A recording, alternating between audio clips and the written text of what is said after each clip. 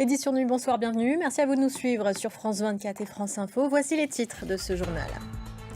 À l'ONU, Benyamin Netanyahou rejette les accusations de génocide à Gaza commis par Israël.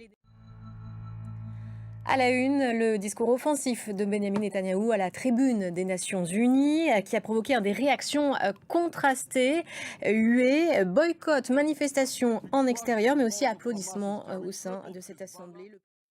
Et dans l'actualité internationale en Europe, les violations d'espace aérien répétées ces dernières semaines, la nuit dernière encore, au-dessus d'un aéroport danois.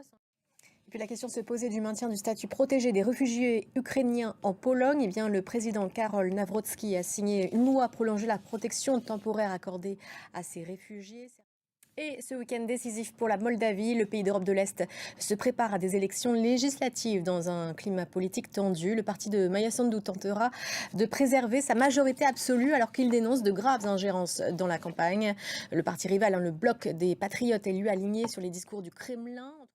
Politique en France, la France qui aura un gouvernement début octobre, c'est la promesse de Sébastien Lecornu dans un entretien au journal Le Parisien.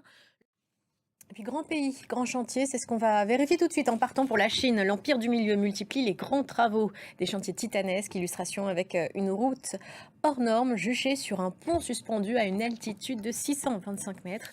Le plus haut pont du monde, ça se passe dans la province de Guizhou. Et on voit ça avec Arnaud Boutet.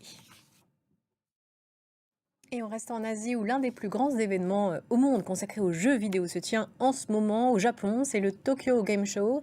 Et cette année, le nombre d'exposants a atteint un record. On parle nouveaux jeux, mais aussi une nouvelle façon de jouer. Tour de salon avec Loïc Chalavon. Et c'est la fin de ce journal. Merci à vous de l'avoir suivi. Restez sur notre antenne. L'information continue. On revient dans une quinzaine de minutes.